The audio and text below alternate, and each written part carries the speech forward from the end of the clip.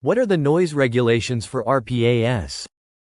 Noise regulations vary by region, but operators should aim to minimize disruption to communities by avoiding flights near residential areas, particularly during early mornings or late evenings. Certain airports also have curfews and noise abatement procedures which need to be complied with. Choosing RPAs with quieter propulsion systems can help reduce noise impact. Got questions? Book a meeting or contact us. Links in the description.